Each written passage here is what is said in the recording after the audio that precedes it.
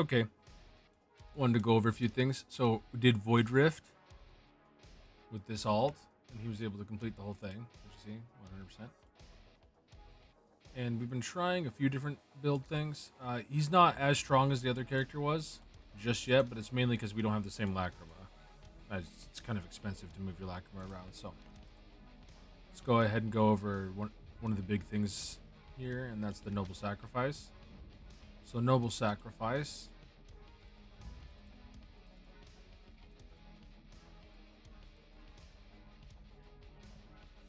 Right here.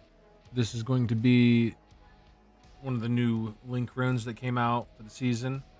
I haven't spent too much time messing with it just because it destroys the minions' HP. Every time they hit, they get the Noble Sacrifice effect, which not only reduces their max HP per stack, but also they lose HP every time they hit. So it's not something you really use right when you have to get it late game anyway, since it's just a random synth rune. But it's still worth going over, and we've been using it in this build and been able to hit some pretty big numbers, especially on the dummy here. So as you see, here's the awakenings for it. You can get some attack speed amplification, which I think is pretty amazing, especially if you're using a lot of minion link runes. You can get +1 level, a little bit more damage, or you can get damage decrease. So all three of these are pretty nice, and it's just based off whatever you need for the time.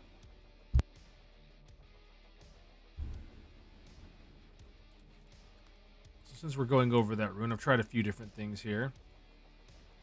We tried doing the Destructive Instinct, and I tried using Destructive Instinct with this build, with these guys, and I tried using let's go over here. I tried Noble Sacrifice. So if you wanted to do Noble Sacrifice Destructive Instinct build, and we'll go over what we're doing right here real quick, and I'll throw up the Zodiac for a couple of the other builds that we use as well, because people have asked for that. So first we'll go over the main build I use. So let's go over the Zodiac tree. Here's your Zodiac tree. Now just remember, when I show a Zodiac tree, stuff like this, where I spec 9 points into this, I recommend just doing something like either the attack speed or the damage to start off. The reason why we go so deep into this is because of these Zodiac nodes up here. So Zodiac stone traits, if you ever get a sun one, the benefits of the sun engravings are always really, really good. But to have a sun activate, it takes a lot of nodes inside of a tree. So just so that people understand how that works, Zodiac stone traits kind of dictate sometimes what I'm doing for a tree. So if you see something that looks a little bit fishy, or you're kind of wondering why I'm spec that way, always check and see what kind of Zodiac stone I'm using. So I'll mouse over those for you. So in this case, it's a sun. That's why we're spec this deep. And that's the same thing that goes on here. The reason why we've gone this deep, and then also came over here and jumped into this minion damage is because I wanted to get this damage taken dampening for the minions. Same thing for this. I probably wouldn't go this deep into points all the time, but I want that HP.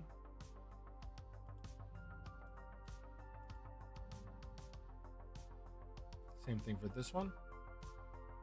These top row I'd probably spec out of a lot of times because I just want the crit and the attack speed here, but the minion damage node here is really nice.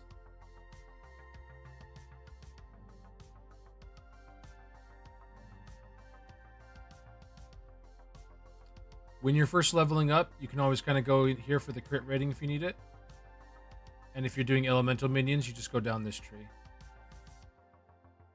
You can get over to the damage amp either by going through the penetration if you need it, or you can just go straight down and get that minion movement speed or the perfect dodge and scroll over to it here.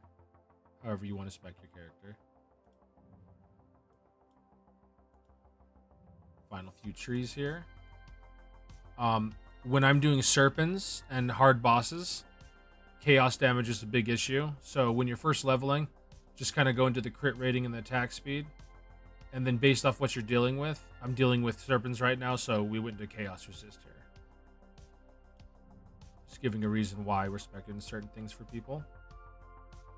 Over here, there is no minion node I really felt like going into, so we just went for the HP amplification. And I like to have the skill cooldown recovery along with the time of hunt. If you're doing whirlwind and just doing mapping, you can take this out and you can just go right over here to the alert movement. This helps it so that when you're mapping, you never get slowed down. It's kind of nice.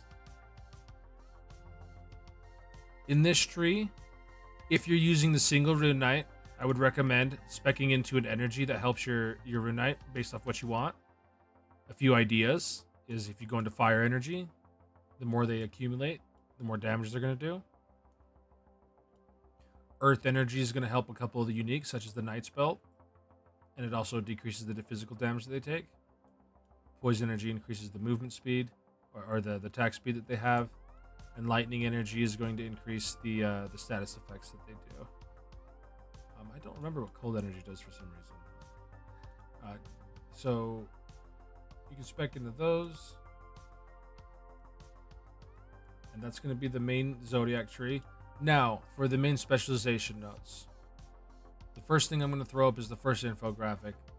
This is what I think is good to do. This is what I use for hardcore all the time.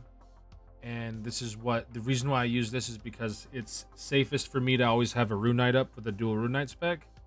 And I always need to have my ally HP transmission. So this is going to be the build I usually am running when I'm doing maps and whatnot. Now the other build you can go is this Rune Knight Cognition. This is where you're speccing into one Rune Knight and you're making him do all the work. And you're just feeding Abysslings into him over and over again. I find this to be a really efficient build.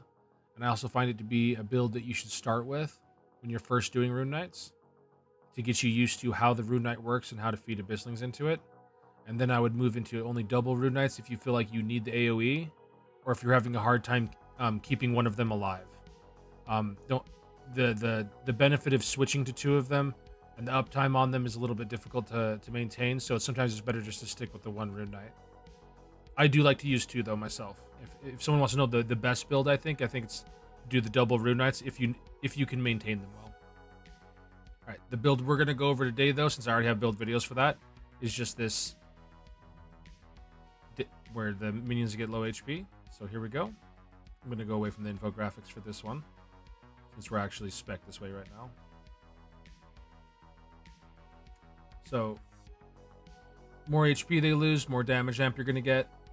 I keep urgent summons for what I'm going to show you here. And I go into decreased damage for the minions, because we need as much damage reduction for them as possible for what we're doing here. Same thing here.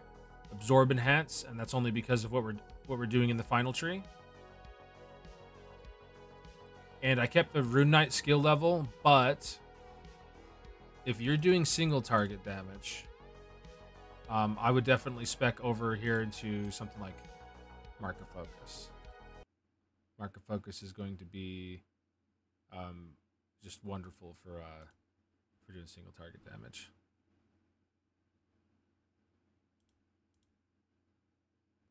Now, in the final tree here, the reason why we were expecting to where you absorb Abysslings, you're able to generate the extra crit, is because it synergizes really well with the Rune Knight gains a temporary barrier equal to 20% of whatever your max HP is. I find that to be pretty powerful in this build only. It doesn't really work with any of the other builds. So this one where they're getting solo HP works pretty well. And I'll show you what it looks like real quick. Not sure what I respect there, but all right, so this is what it looks like when you're just generally mapping. You're opening up and you're going to see that when he runs in, a lot of damage goes out to him. So as he's killing himself, you're just going to constantly be feeding him Abysslings. You'll see that barrier constantly pop up on him. It's more important, especially just like on the big bosses, and you're only trying to keep him alive for a small amount of time until his summons back up again. So if at any time he's going to die, you see we can summon him back again. So if he accidentally gets one shot between these barriers, just run away for a second, resummon, and then the normal Wrathful Rune Knight, he's going to gain that barrier while he tries to get up there, and right back into it. Now the damage number he does while he starts to get low HP is pretty absurd. That's one of the reasons. Clicked the wrong aura. But that's the reason why I even want to try out the build. Just kind of see, and as long as you're constantly feeding these Abysslings into him, he's going to get that barrier. It's going to be based off your hit points. So if you're a high hit point character, anything over 20,000 hit points, that, you know, works out pretty well. That's why I call this kind of a late game build.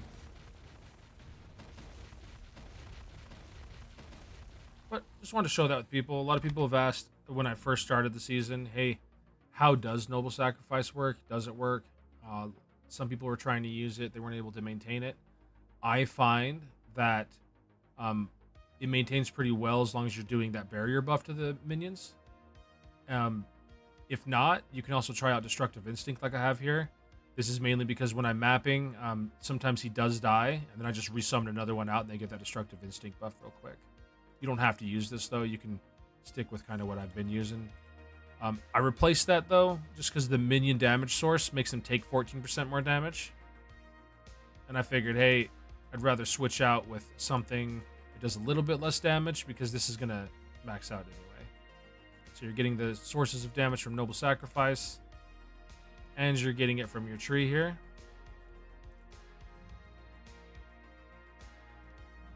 And it all adds up pretty well.